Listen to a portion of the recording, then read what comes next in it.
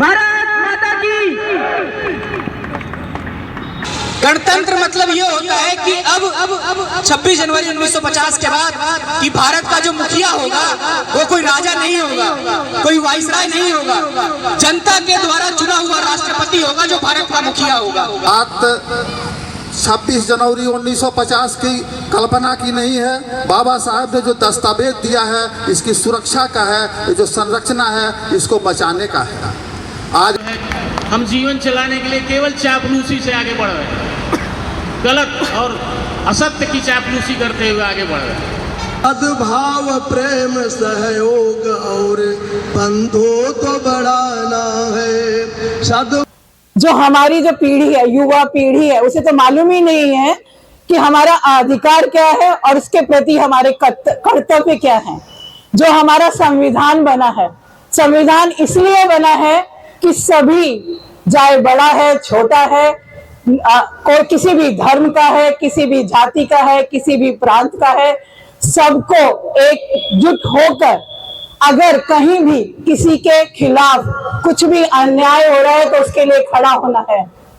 संविधान ने हमें कभी नहीं सिखाया कि हम जाति धर्म के आधार पर बांट सके लोगों को। अगर मेरे वोट का अधिकार सेम है तो आपके वोट का अधिकार भी सेम है।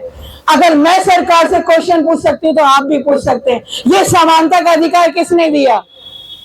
बाबा भीमराव अंबेडकर ने जो संविधान बनाया, जो लागू हुआ 1950 में, उसने हमें अधिकार दिया, उसने हमें कर्तव्य के बारे में बताया कि हम इस समाज में समानता और सौहार्द के साथ रहें, सभी धर्म एक साथ रहें, सभी जाति एक साथ रहें। आज 77वें गणतंत्र दिवस के अवसर पर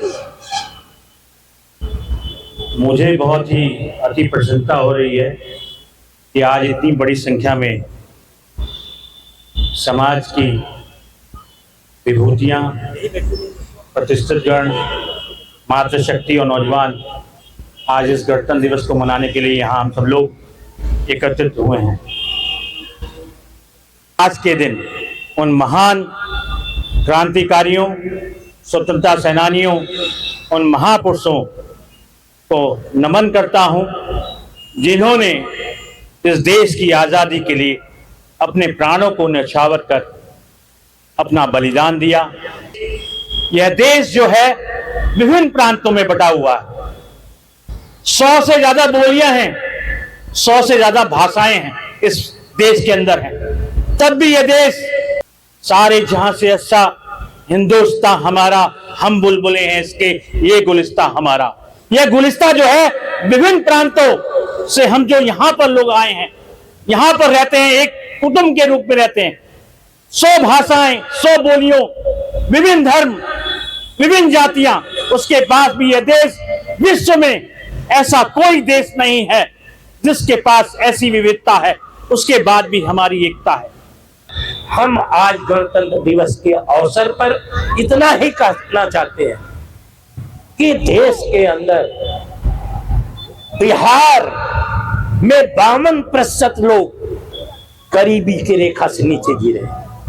उत्तर प्रदेश में 38% लोग गरीबी की रेखा से नीचे जी रहे हैं। और मैं आप लोगों को बीच में यह बताना चाहता हूं कि पूरे देश में कोई ऐसा राज्य नहीं है जहां गरीबी की रेखा से लोग नीचे 40% से ज्यादा जी रहे हैं। हम कहां खड़े हैं? हम हुक्मरानों से यह कहना चाहते हैं कि राजनीति उनके लिए नहीं आई थी, राजनीति उनके विकास के लिए आई थी। उनके विकास का सपना हमारे महापुरुषों ने, वीर बलिदानियों ने देखा था, जो समाज के अंतिम पायदान पर थे। चाहे किसी पार्टी का विचारक रहा हो, वो हमेशा चाहता था कि जो नीचे पायदान पर लोग हैं उनको बराबरी में लाना चाहिए। हम संपूर्ण बराबरी चाहे नहीं दे सकते, लेकिन आनुपातिक बराबरी तो हमें देना ही चाहिए था, अनुपातिक बराबरी तो देना चाहिए था।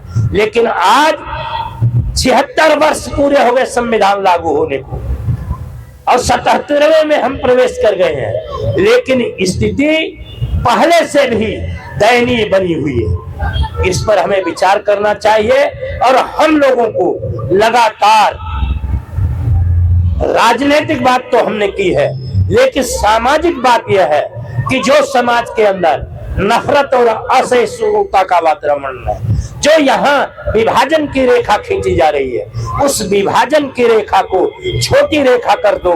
नफरत और असहिष्णुता के वातावरण को खत्म करके यहाँ सद्भाव, भाईचारा, प्रेम, न्याय, बंधुत्व, समता और संपन्नता की बात करनी चाहिए। ताजा तरीन खबरों के लिए हमें सब्सक्राइब करें और हमारे बेल आइकन को प्रेस करना ना भूलें।